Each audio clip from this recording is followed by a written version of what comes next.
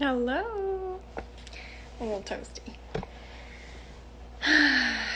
Happy Valentine's Day, or um, National Sound Healing Day, I think. And there's also like Pancake Day. I don't know. There's a few days. Or Galentine's. um, I just made a lovely cup of cacao as a little self-love, extra like special Valentine's um, fun in it. Hi, Tara. Hi, Hans. Can you hear me okay? Yeah, it's a little quiet, but it might just be my phone. Let me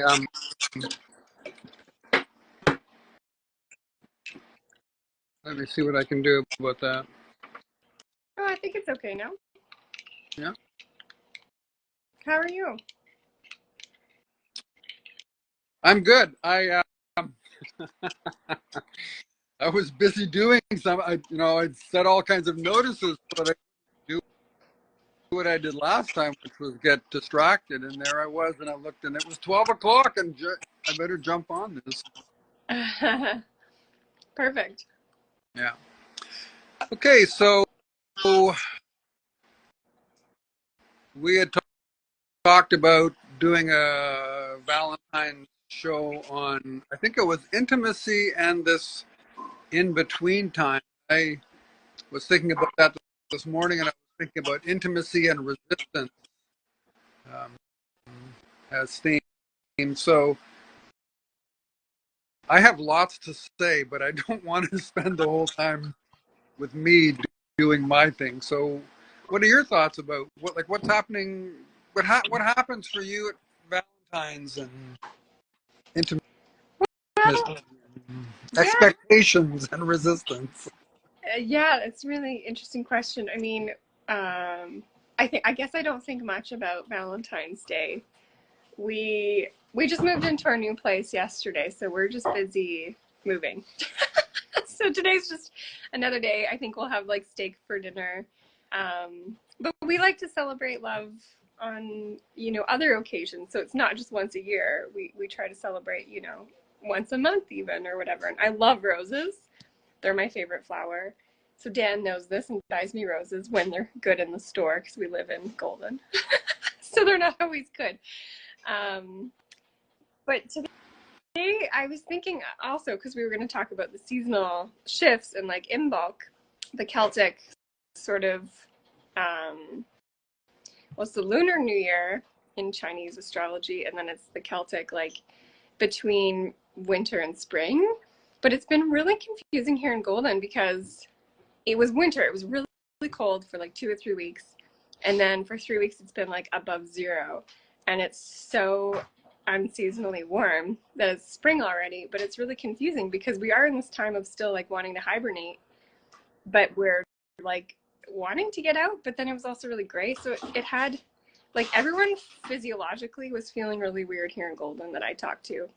Um, and so that also like resonates with relationships because like if you're not feeling good, how are you like connecting and how does that work? And yeah, it's been interesting to think about. Well, that's kind of like what this time of year feels like on the coast a lot. Um, and it's only recently in the last few years that I even was aware of this thing called Imbolc. But all of a sudden, things just started to make sense. And the more I think about it and write about it, and pay attention to my own body, I'm trying to do too many things here. I'm sorry. I started something to cook, and now it's telling me it's time to pull it off the heat. Okay. Um, and that's another kind of symptom of my own confusion or my own wanting. So here's my thoughts on this. Winter time is a time when I'm best staying close to home, close to the fire, having things pretty quiet. Now, it wasn't always that way. I would resist some of this stuff, but right now I'm enjoying it. And then when it starts to get when the light starts to return, there is this feeling of like, oh, and here we get some really warm days in February. Well, like when I used to work outside, there would be days where we would be working without a shirt on because the sun would be that warm. And then there would be this cold snap, and we would get like a return to winter, and it would always feel like we were being, or I would feel like cheated or something. And now I look at this as I still need to be in this rooting time, in this time of being in the winter, and allow myself to like, oh yeah, I'm looking forward to warmth and those things, but it's not time for that yet. And it's hard. I find it really hard. And I was saying to you the other day, like Valentine's is an interesting thing because it was created by the greeting card companies to sell greeting cards and sell flowers and you know beautiful things. There's lots of things about Valentine's Day that I love. It's a hard time for lots of us men because, at least in my experience, we almost never get it right.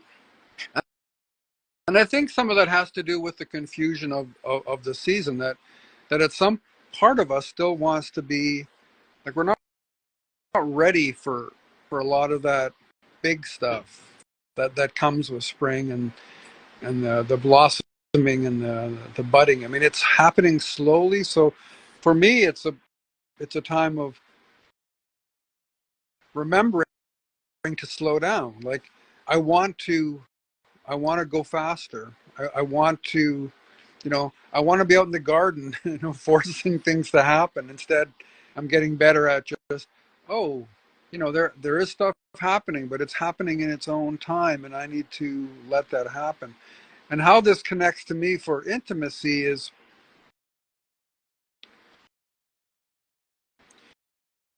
I think about the seasons of, and I'll use the word marriage because it means something to me, but those long-term committed relationships we have with the ones, not with our kids so much, or not with our parents, because we didn't choose those, but this person that we've chosen to be in our lives, our wife, our husband, lover, beloved. And I think those relationships go through their own seasonal kind of thing. And it's I'm my life is better for paying attention to, oh, we're in the winter season in the northern hemisphere now. We're still in winter, and for lots of us that means a time of coziness, or of being quieter and doing the root work. There's still things happening. There's still relationship alive. There's still, the things are still alive, but it doesn't feel like that because a lot of stuff is happening inside, and that's different for every person. But my observation is that for some of us, and particularly the feminine identified, there's a lot of, I need to be really careful about trying to force anything. If I go into the garden and try to force the garden, it's generally not a good thing. And it's the same thing with the people who are close to me who are more feminine identified. They're not ready to burst into that spring. So in our relationships, there is the springtime of love is like everything's great. It's like this, everything's blossoming, and she's the best ever woman I could ever meet, or he's the best ever man. And then we move through the seasons, and things get a bit more relaxed. There isn't this kind of constant feeling like merging, however that merging takes place. And then there's the rolling into winter and this kind and for a lot of people, at least this is what I see. Oh, it's over. It's over. The love is over because it's winter. And I could say the same thing about my garden. Oh, the garden is over. Everything is ended. So because I have a garden, I get to learn a few things. And one of those things is that things are still happening in the garden. But it's not a time for me to try to push and pull things. It's a time for me to let things rest. So when I think about intimacy, one of the ways that I can be intimate with the one I love who seems to need a lot of quiet and a lot of solitude, a lot of winter in this winter season, is to open myself up to that that's what's happening. And it's not about me. It's not about us. It's a need that she has to root. And that I would do well to pay attention to that in myself because, and I think this is true for a lot of the men that I work with, you know, we're trying to, we have ideas about what we want and we don't think about resting. We don't think about our need to nourish our roots. We live we try to live in the sunshine rather than the dark. And this is a good time of year for me to remember it's still the dark time of year, and my roots need that, and the woman I love needs a lot of that. And I can best hold her and love her by opening myself up to that. And so intimacy becomes a different kind of, that whatever intimacy there feels different than the kind of intimacy that might happen in the flush of spring or the golden light of summer. I think it's really curious to think about too. Like, I think there's ways that we're told how to do Valentine's Day. Buy flowers, buy cards, go out for dinner, that sort of thing. But I think it's really curious to think about what does actual intimacy look and feel like for us in the winter.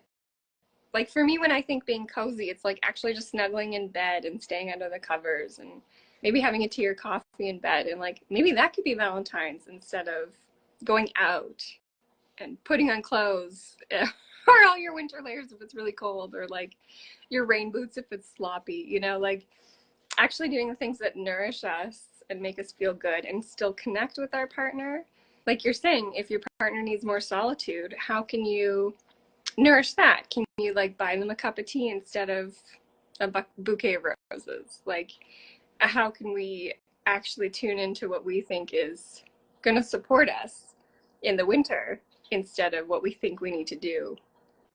Does that make sense? Yeah, and I think so to go to the intimacy thing, that requires me to actually open up to something beyond what I think is normal or what I would like, or and there are, yeah, I mean, this is just from what I teach tango, but also in the other stuff I teach. Like, I need to feel into what's happening for that other body, that other person, rather than what the culture has been telling me or what I've grown up believing. And for most of us, when I watch them do that, it's a profound thing, and it is a profoundly intimate activity to actually start trying to feel into what the other person is experiencing or what they need. And from that grows, well, first thing is failure, because especially if you're in a man's body trying to develop an intuition around that stuff, it's not something that we've been raised to do. We're more interested in fixing rather than in feeling into and being with. So there's some necessary, usually necessary failures, and accepting that. And that's also intimacy. It's also a vulnerability of like, oh, I don't have all the answers. I don't, and then just trusting that if that person, if that woman is still there after these failures, like, oh, she's not necessarily wanting me to get it right. She wants me to actually open myself up to going into that dark unknown. So I think the wintertime is Right. a good place for us. I think Valentine's is a bit of a, it's a ruse. You know, oh, we can jump into the springtime of relationship at any time. We're going to do it on February 14th. Our bodies are ready, and probably our relationships aren't ready. We're going to maybe have time, but it's not going to be cards and the movies are about. So if you're, if you're listening to this, and particularly if you're a man, I would say take some time and step back from your habitual kind of things that you might do, and know that the feminine person you love, wants our attention, but it might not be in the way that we think. That this season calls us to go deeper, and I think that's a good thing. Mostly it calls us to slow down. Mm-hmm. Yeah. The slowing down just feels good, like for me personally, like, and that's why it's like confusing. Like you were saying at the beginning, there's this confusion because it's like, is it spring? Is it winter? It's actually still winter, but there's this like little bit of confusion. But my body, like when you even say like, oh, for slow down, like my body just feels better to like think of like, oh, we can just slow down, and that feels really good because that's what is needed right now. And so, yeah, I think it's been great to have this chat and hopefully pique some people's ideas about what they think intimacy is, and giving them permission to like, it doesn't have to look like what the movies say it needs to look like or whatever you think it needs to look like. It can be different, and to tap in to what you want and what your partner wants, and to find a blend of that, I think it's just beautiful. I want to add something here. I just read this. It was from David Data, and so he's written wonderful things. He's one of the teachers I draw on. But he talked about when us those of us masculine body feel so like a feminine, our wife, our lover, be in a devotional place, we feel that energy and it feels really, really good. And almost the first thing that we feel like is sex. So to go back to the seasonal stuff, so let's say you know, I've brought you tea, you're cozied up in bed, and you have this open-hearted, devotional kind of response to me. The first thing I'm probably going to feel is what feels to me like a sexual impulse. And so our work as men is to feel that, not deny it, but to feel it, but to recognize that I can respond to you, or the woman who is in a devotional place to me or appreciative place to me, without moving towards some kind of physical penetration. That what I need to do is open my heart some more and penetrate her with that energy. And what does that look like? Well, that's some of what we're going to be working on in our retreat. But it really is the work of sexual yoga, or as I understand Tantra, is like we're not just involved with our genitals, although that's our mammalian habitual response. What we want to do is experience ourselves in a more intimate, yes, more intimate than sex.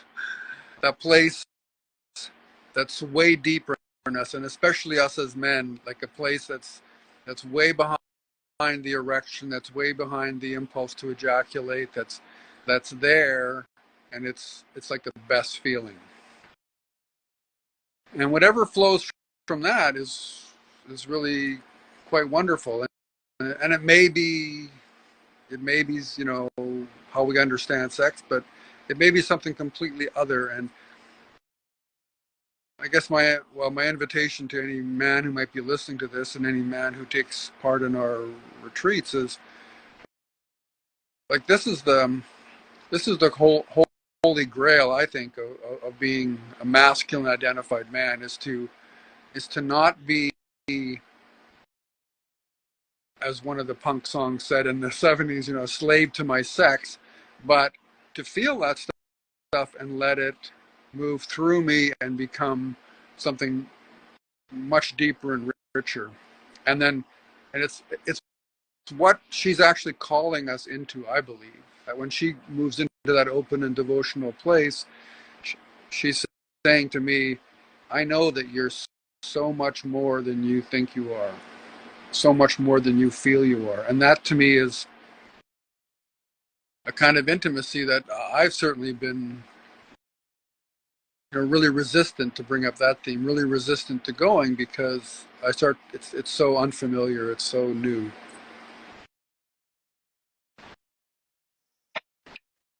Well, thanks for sharing. Thanks for listening. I'm excited. I'm just excited to get into the practices next week and you know, do some of this and feel it, and have the couples feel it, because it's really like you said, the sexual yoga or the tantra, like there's so much more we can experience in our own bodies without even touching. And yeah, it's really exciting. And for those who can't make it to our retreat, we do have a Zoom every month where we go through the practices, or some practices. It's only an hour. The next one's the 28th, 29th. I think it's the 28th. Leap year this year.